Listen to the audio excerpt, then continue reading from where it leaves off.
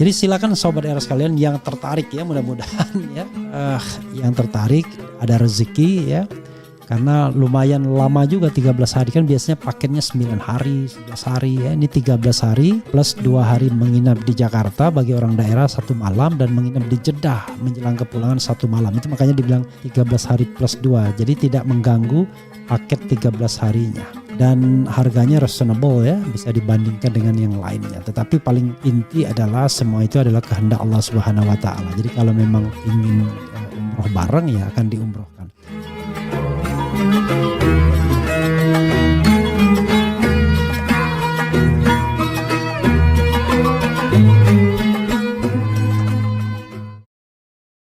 Itu seandainya betul sampai pada level sadomasokis, berarti dia bisa melakukan kekerasan tidak hanya secara verbal, tapi juga bisa melakukan kekerasan Secara fisik. terhadap secara fisik, gitu.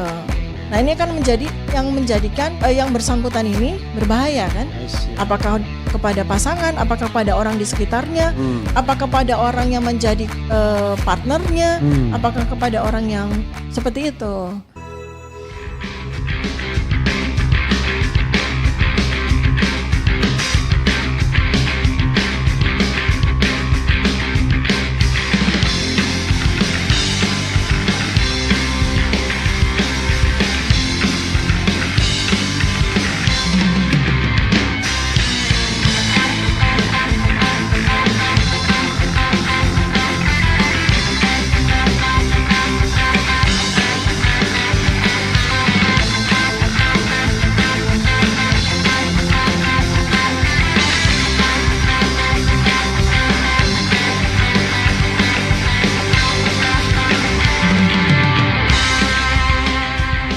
Ini kita kan nggak apa-apa karena yang kita bicarakan ini calon pejabat publik kan ya.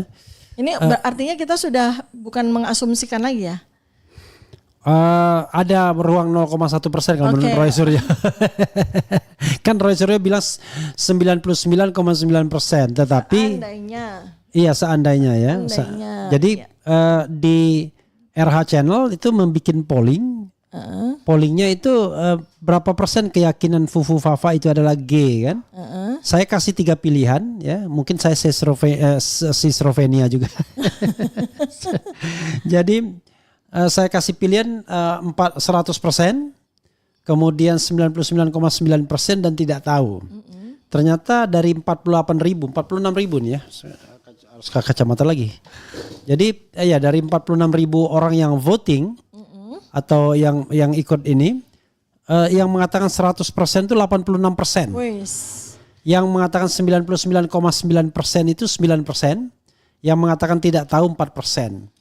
Berarti standar taraf signifikansinya sudah tercapai. Iya. Karena taraf signifikansi itu di atas 85%. Jadi very significant ya.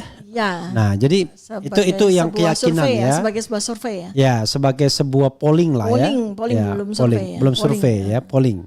Tapi polling cuma walaupun polling diikuti 46 ribu, bukan di 1.200 ya kan. Sampel size-nya sangat representatif. Ya, sangat gede gitu ya. Oke, Dok, tadi kan harus dijawab. Tadi bahaya apa enggak itu kan? Iya. Nah, tadi saya lagi ngaitin kan ketiga fenomena ya. Iya. Kalau saya nggak bisa mengatakan ketiga penyakit enggak. Saya mengatakan ketiga fenomena. Oke. Tanda dan gejala skizofrenia, obsessive compulsiveness, skizofrenia, skizofrenia, obsessive compulsiveness, dan adiksi ada di dalam satu tubuh seseorang. I see. Dan bagaimana kita lihat betapa brutal kata-kata yang disampaikan, saya agak begini, agak bukan loncat pikir, tapi koheren ini ya, koheren. Kalau seseorang itu memiliki adiksi seksual, kemudian dia punya kepribadian obsesif kompulsif, dan dia punya gangguan jiwa skizofrenia, itu biasanya dia sadomasokis. Oh, sadomasokis itu sadomasokis. Dia suka menyakiti diri sendiri? Bukan, sadomasokis itu ini sebuah istilah yang spesifik ya. Untuk menunjukkan ada sebuah abnormalitas dalam hubungan seksual, di mana dia mendapatkan kepuasan dengan menyiksa. pasangan seksualnya, sadomasokis ya. Nah, biasanya relate gitu.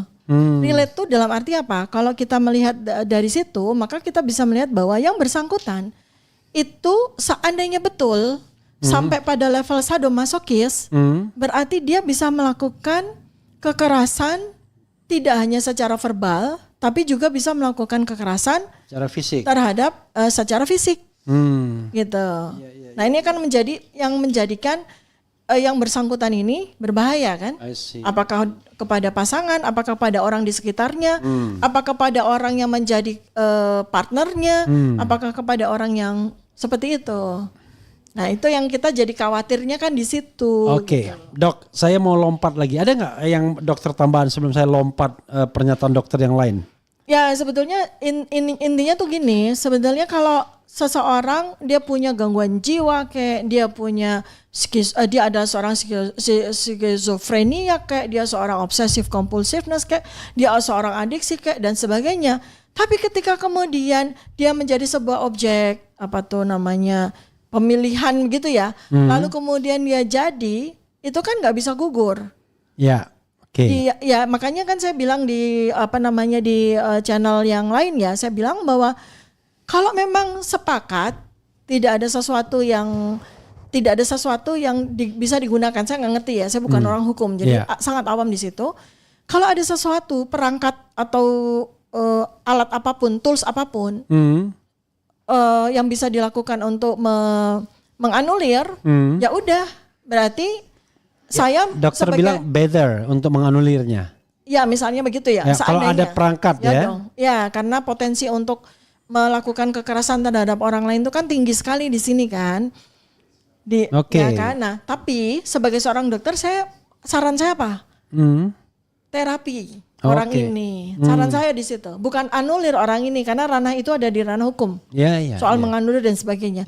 Tapi sebagai seorang dokter yang belajar neuroscience, saya bilang terapi orang ini. Kalau memang semua orang menghendaki dia menjadi pejabat sesuai sama. Pertanyaannya adalah kalau kita melakukan terapi ya, berapa lama menterapinya dan kemudian during terapi itu kan dia memimpin orang, memimpin kantor, mungkin juga dia mengambil keputusan, itu gimana? Kalau tegak diagnosis schizofren ya terapinya seumur hidup sih. Karena sambil kemudian dia bekerja. Yang nggak tahu itu ada nggak tuh undang-undang yang bisa yang bisa mengakomodir seorang penderita gangguan jiwa berat yang sedang melakukan terapi rawat jalan itu bisa menjalankan. Saya sih sebenarnya mudah menjawabnya Dok dari sisi hukum tata negara, tapi saya cuma mengatakan satu hal saja. Bahwa baik sebelum maupun setelah dilantik tetap bisa dimundurkan. Kalau sebelum melakukan perbuatan tercela, karena termasuk bohong kan? Artinya dia kan hari ini kan bohong kan? Karena dia tidak mengakui. Padahal kalau memang 99,9% bahkan 100% menurut Sobat RH, maka sesungguhnya kan dia sudah melakukan kebohongan dan itu sebenarnya perbuatan tercela. Atau ketika dia misalnya sudah dilantik, ya dia bisa dikatakan tidak lagi mampu secara rohani. Kan ada syarat mampu secara jasmani dan rohani. Jasmani dan rohani. Iya. Rohaninya. Rohani kan kejiwaan. Ya, gini, makanya nih kalau kita mau pakai undang-undang yang membahas tentang yang menggunakan perbuatan tercela, maka jangan sampai yang bersangkutan itu terdiagnosis schizofren. Kalau didiagnosis psikopat aja. Karena seorang schizofren itu nggak bisa dianggap melakukan perbuatan tercela. Schizofren loh. Tetapi dia secara kejiwaan udah tidak mampu lagi berarti. Nah ya artinya tetap gini. aja.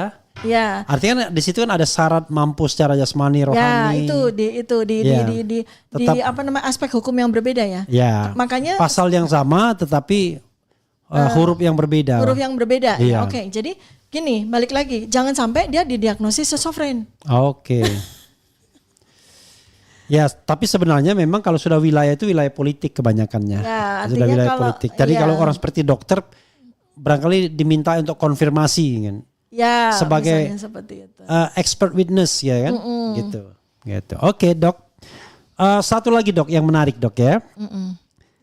Ini saya harus mengatakan ini juga soal dua hal, sorot mata dan gesture. Oke. Saya nggak enak bilangnya, tapi kita kan gini, kita bicara tentang pejabat publik ya, bukan perorangannya. Dokter lihat nggak? Ada sorot mata yang agak berbeda atau seringai yang berbeda. Kalau menyeringai kan agak berbeda dengan gesture yang agak beda juga gitu. Termasuk juga kalau ngomong dengan intonasi ya, yang kadang-kadang kok agak nggak umum gitu kan. Ya itu. Silakan dok melihat ini dok, gejala ini, fenomena ini. Ya ini saya lihat fenomena ya. Ya. Saya bukan dalam konteks menegakkan diagnosis Iya ya. ya, fenomena. Perangkat saya gunakan fenomena. Jadi sorot matanya itu menunjukkan kalau seandainya kita objek ini tegak diagnosis schizofren, berarti dia schizofrenia tipe paranoid. Karena sorot matanya itu menunjukkan dia itu paranoid.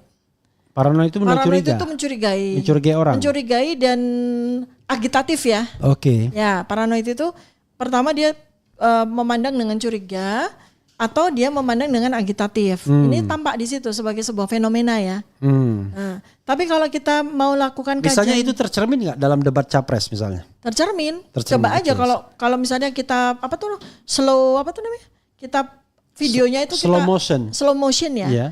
Itu kelihatan banget. Okay. Kita bisa potong-potong tuh pada saat mana sorot matanya kelihatan paranoid, agitatif ya. Itu schizofrenia tipe paranoid itu begitu tuh. Okay. Kita bisa buat perbandingan pasien-pasien schizofrenia yang dirawat di rumah sakit jiwa.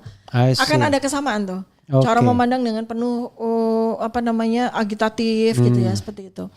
Kemudian kalau kita lihat dari sisi fisik ya, mata ya. Nah, mata itu kan tampak abnormal. Saya nggak bicara strabismusnya, karena soal strabismus itu soal anatomi, gitu kan, variasi biologi aja. Apa itu? Strabismus itu bahasa awamnya juling. Sorry. Ya, itu variasi biologi aja. Kita nggak ada di area itu. Cuma dari pupil matanya nih, ada kesamaan ya, saya bilang kesamaan, saya tidak menuduh, tapi kesamaan. Jadi kita pakai komparasi ya. Itu dengan pupil mata, bentuk mata dari para penderita adiksi narkoba. Adiksi orang penderita. Ini confirm ini. Kita komparatif. ya? Pakainya studi komparatif. Oke. Jadi kita anggap aja gini. Ini muka dipotong, diedit, dipotong matanya aja, sehingga kita tidak tahu ini mata siapa. Lalu kita compare dengan potongan-potongan mata dari penderita narkoba, adiksi narkoba, adiksi ya, ketergantungan sudah. Ya, sama. Jadi kalau misalnya kita bicara begitu, ini sudah adiksi juga berarti? Ya kalau kita lihat dari satu itu kan mesti diretrospektifkan. Jadi evidence-nya harus diretrospektif, apakah memang begitu. Makanya saya juga sudah sampaikan kalau memang kita pengen tahu, uji yang terbaik adalah uji DNA menggunakan rambut. Karena rambut itu bisa menahan. Mengandung residu chemical substance dari narkoba ya. Dari psikotropika itu 6 bulan. 6 bulan. Jadi, untuk mengetahui apa 6 bulan terakhir pakai atau enggak. Ya gitu. Misalnya seperti itu. Lebih jauh dari itu ya nggak bisa gitu. Nggak bisa kecuali record, ada medical record dia ya. Atau ya ada bukti-bukti yang menunjukkan misalnya dia memang melakukan itu atau dia ini tertangkap CCTV dan sebagainya. Itu yang bisa kita jadikan sebagai data-data untuk mendukung apakah seseorang yang memiliki mata seperti ini, sorot mata seperti ini adalah dia possible untuk kita nyatakan sebagai suspek adiksi narkoba gitu. Dok, tadi kan dokter bicara mengenai beberapa adiksi ya. Suspek narkoba, tadi seksual gitu. Ini sebenarnya ada nggak benang merahnya itu ya? Apakah ini bawaan lahir atau benang merah karena sebuah perilaku, misalnya let's say karena narkoba misalnya gitu. Kalau adiksi biasanya karena environment ya, karena internal environment atau external environment. Artinya seseorang itu berada di dalam sebuah keluarga nurture ya, pengasuhan dari orang-orang yang adiksi misalnya gitu. Adiksi apapun ya. Ya. Mulai narkoba sampai korupsi misalnya gitu. Maka dia secara nurture dia akan DNA-nya, informasi genetiknya itu akan melihat, memproses apa yang dia lihat itu sebagai sesuatu yang sah-sah saja dilakukan. I see. Artinya kan itu menjadi sebuah gene environment interaction. Gene artinya informasi genetik bersama dengan environment itu terjadi interaction yang membuat informasi genetika itu berubah seiring waktu. I see. Ketika pajanan itu terus-menerus terjadi. Yang tadinya mungkin bagi orang nggak benar, tapi karena disajikan terus jadi benar. Ya, dan dia bisa terinfluence dan seterusnya gitu. Makanya kan dalam bahasa awam saya bilang gangguan jiwa itu nular. Itu karena konteksnya begitu. Sebuah ilmu nih ya, confirm, stabil ilmunya nih, kuat. Ya legitimasinya namanya gene environment interaction. Interaksi antara genetika dengan lingkungan. Dok, ini ada pertanyaan sedikit ya. Menurut saya penting juga nih. Bang Refli, kalau perilaku G, kita sebut aja G, yang usianya sudah 37 tapi suka bermainan-mainan anak-anak. Kan waktu pindah itu kan mainan anak-anak semua. Dan pernah juga terlihat dia main sepeda-sepedaan di istana. Itu apa yang bisa dokter lihat? Di satu sisi kita melihat gambaran yang ganas tadi kan, bisa marah, bisa meluapkan emosi ya kan. Tapi di sisi lain dia seperti anak-anak gitu, childish gitu. Bukan childish, itu perilaku bizarre. Bizarre itu apa? Bizarre itu perilaku abnormal yang tidak cocok dengan usia. Itu dari sisi misalnya ya dia dengan secara sengaja ya. Jadi masih relate jadi ya? Iya, secara provokatif itu. Dia sengaja anak buahnya memvideokan dia lagi mengawasi mainan-mainan dia. Itu kan provokasi tuh. Menunjukkan bahwa ini aku kayak gini. Padahal dia tidak tahu bahwa itu adalah tanda-tanda gangguan jiwa. Nah, di mana relasinya? Di gangguan obsesif kompulsif. Gangguan obsesif kompulsif. Ya. Kemudian perilaku kekanak-kanakan itu bizarre. Namanya bizarre. Bizarre tuh dia nggak cocok yang dia lakukan dengan. Nggak connect gitu ya? Iya. Bukan childish, bukan. Bukan.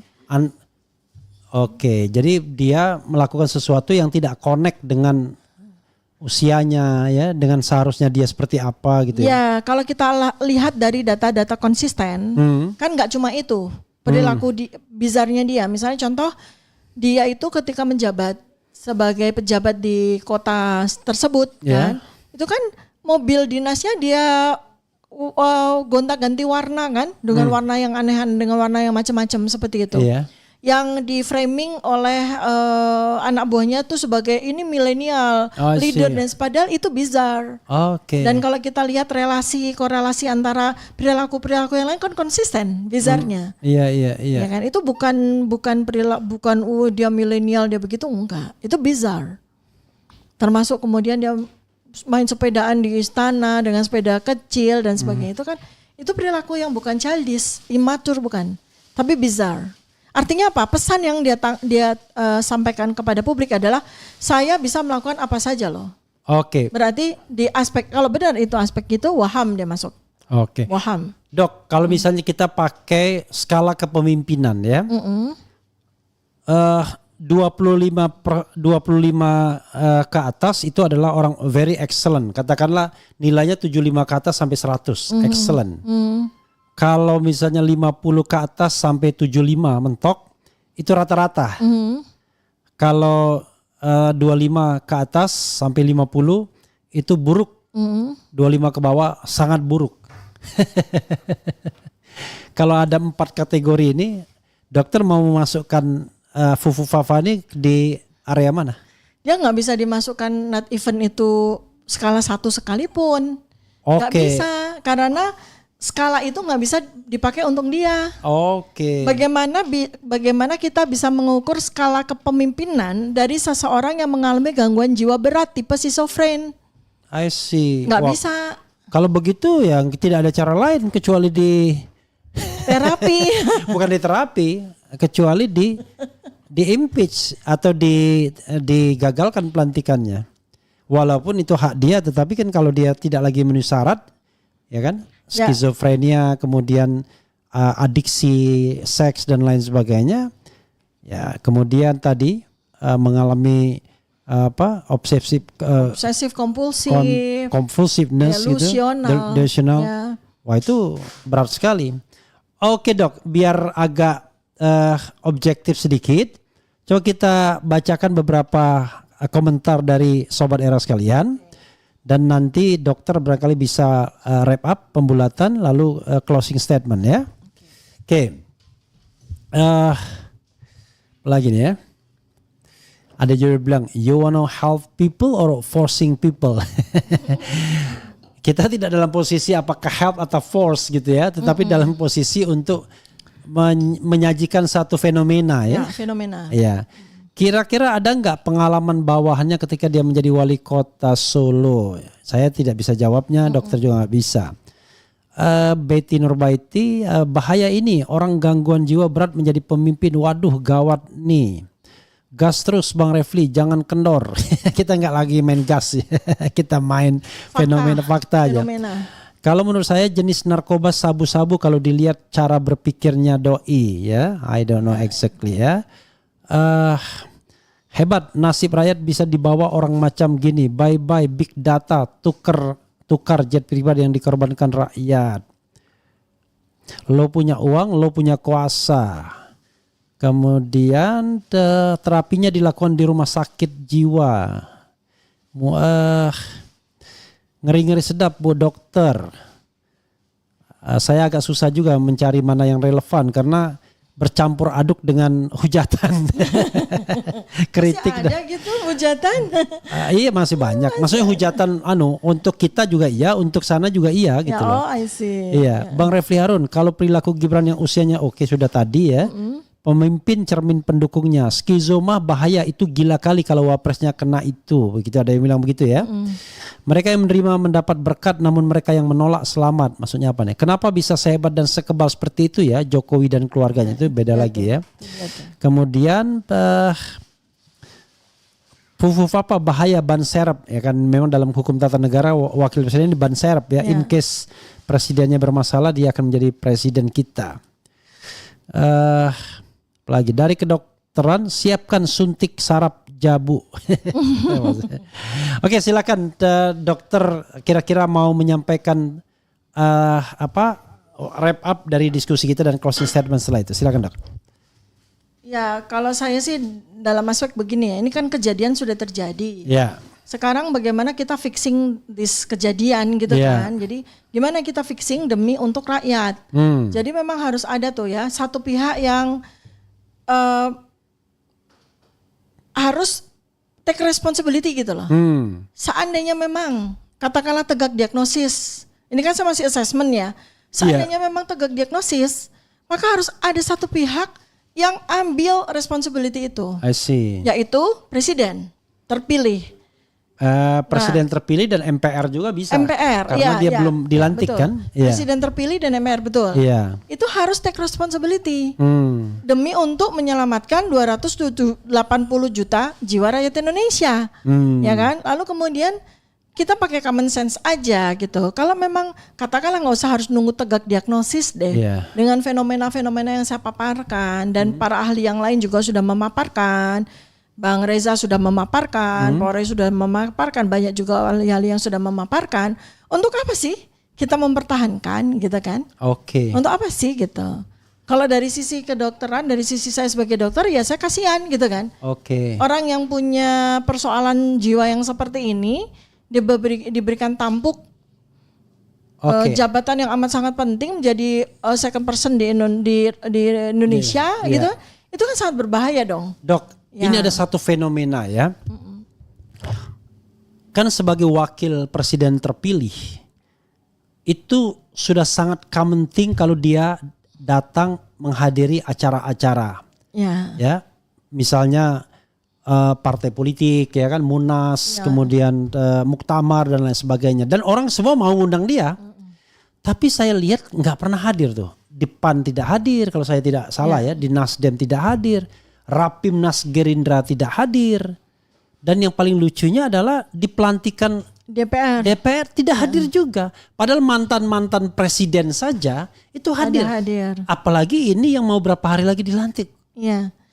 Itu ketidakhadirannya setelah insiden Fufu Fafa ini keluar kan, fenomena Fufu Fafa ini keluar. Ya artinya ya justru malah kayak semakin menunjukkan bahwa Fufu Fafa ini ya itu yang dituduhkan oleh atau memang ada masalah yang kemudian di-recognize orang dengan lebih jelas ya. Ya, gitu.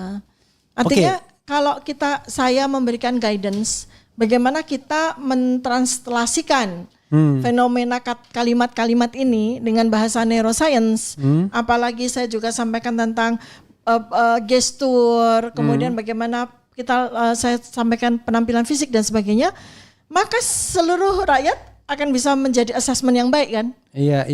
Membuat assessment yang baik ya. Yang bersangkutan ya pasti. Oke, this is the last question ya. Kok bisa ya, misalnya ayahnya memaksakan dia untuk menjadi orang nomor 2, padahal dia tahu bahwa seperti kalau yang memang yang proven ya, yang dokter katakan itu kan betul-betul kejam sekali karena membuat dia nanti di dalam sebuah masalah yang luar biasa kan? Ya, kalau saya dari awal itu saya bilang ini yang paling kejam dari semua orang itu orang tuanya. Bapaknya kan sangat ngerti anaknya, kecuali bapaknya schizofren juga loh ya, kecuali bapaknya delusi juga nih gitu kan, dia tidak bisa melihat anaknya memiliki kompleks kejiwaan yang sedemikian berat, tapi dia kemudian ibarat kata tuh menggunakan anaknya ini untuk menjadi tameng bagi dia untuk escape in case of misalnya karena kebijakan-kebijakan dia di masa lalu dia sudah dihadang oleh serangkaian setumpuk 1 kilometer mungkin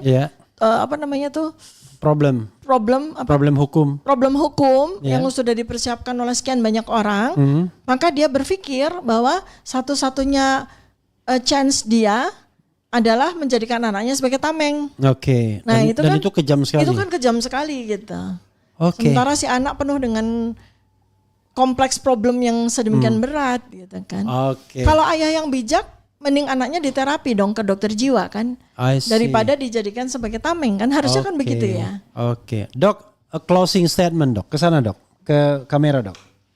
Ya, saya dalam konteks kejadian Fufu Fafa ini, itu yang paling berat adalah nasib rakyat ya.